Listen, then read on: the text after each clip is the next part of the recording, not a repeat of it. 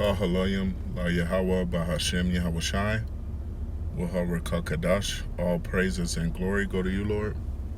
Double honors and respect go to our apostles, elders, teachers, men of great millstone. To you, I say Shalom. It's your brother Amraya, back with another one. And the point of this one today came from camp, Salakia, came from camp on Sunday when we were discussing us being yet in our slavery to this day. And some of those laws dealing with slavery, how while in your master's house, if you're given a wife, you are not allowed to take the wife with you or the children if it was given to you by your master. And considering that we're in captivity and to this day, all that would have been given to us has been given to us by Esau. Even your marriage contract is a contract with the state, so to speak, and making your wife a property of the state. So the point of this lesson today is to kind of get us a clear indication or a clear marker on what to expect and what not to get attached to in this reality. This is Baruch chapter 3 verse 8. It says, "Behold, we are yet this day in our captivity, where thou hast scattered us for a reproach and a curse, and to be subject to payments according to all the iniquities of our fathers, which departed from the Lord our power, Yahweh Bahashem Yahweh Shai." And that's what has happened to us. We have been scattered into all these lands as a reproach, as a byword, as a curse. Now this is Judah chapter 5 and verse 17. It says, "And while they sinned not before their power, they prospered, because the power that hateth iniquity was with them." And this is speaking of you 12 tribes of Israel, you so-called Negroes, Native Americans, and Latinos.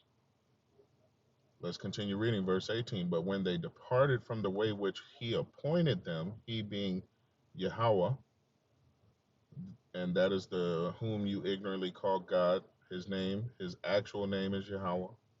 Verse 18, "But when they departed from the way which he appointed them, they were destroyed in many battles very sore, and were led captives into a land that was not theirs, and the temple of their power was cast to the ground, and their cities were taken by the enemies." This is what happens when you sin against your power. And until Yahweh Ba'ashem Yahweh Shai, until Yahweh Shai himself comes to return us home, we are yet in captivity unto this day. So your expectation of ownership is not reasonable, considering the fact that you are in fact still enslaved.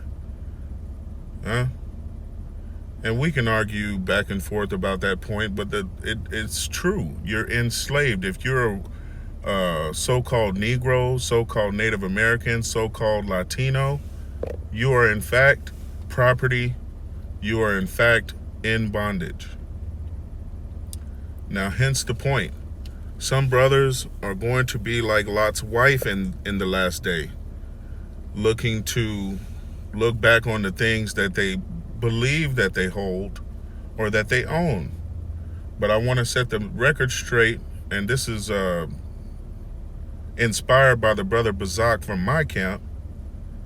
I'd like to set the record straight right now that you don't own anything. Now, to support this, let's go ahead and take a look at Exodus.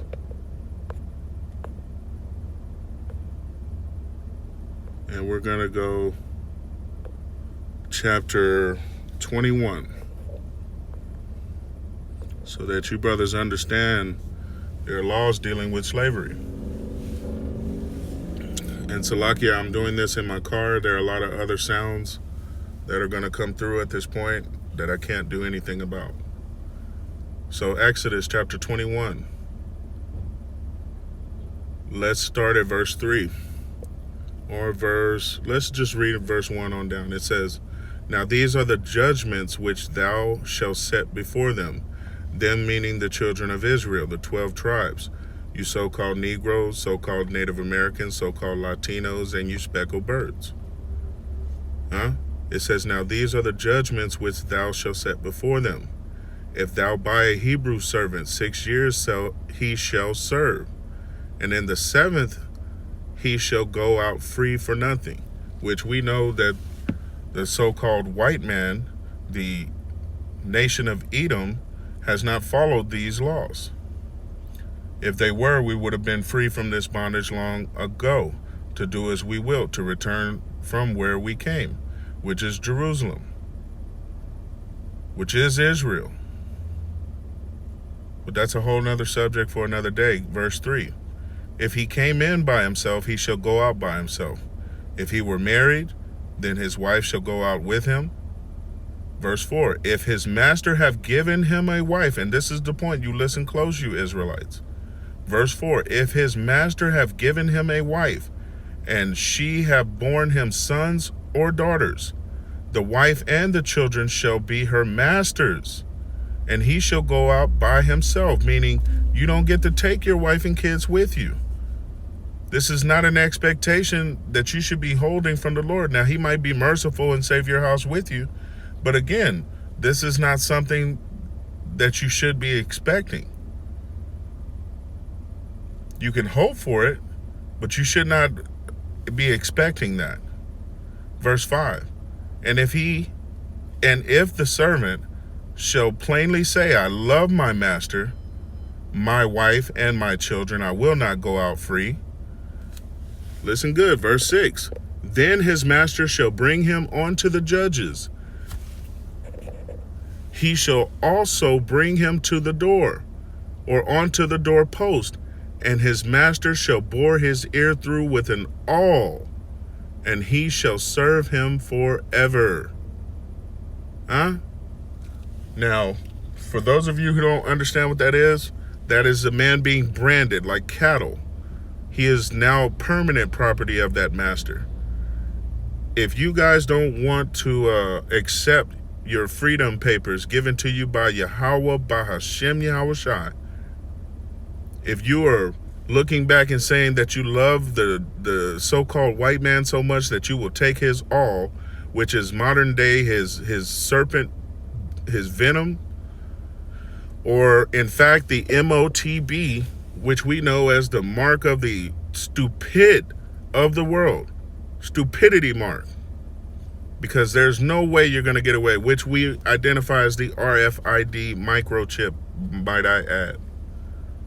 Verse 6 again, "Then his master shall bring him unto the judges, and he shall also bring him to the door, or onto the doorpost, and his master shall bore his ear through with an awl, and he shall serve him forever." You will forever be your master's property. And in this case, it would mean that you would be property of Esau, Edom, not property of Yahweh, Bahashem, Yahushai. And Yahushai is the one claiming you at this point, if you are in fact of the house of the elect of Israel. That being said, take it how you want to take it. The lesson is just pointing out that you should not have any expectation to bring your wife and your children with you. And I understand, brothers, I'm in that current situation. However, if the time comes, I'm going to seek my salvation above everything. Anything here is not worth me giving up my salvation. And I would expect for you to be in the same mind frame. Shalom.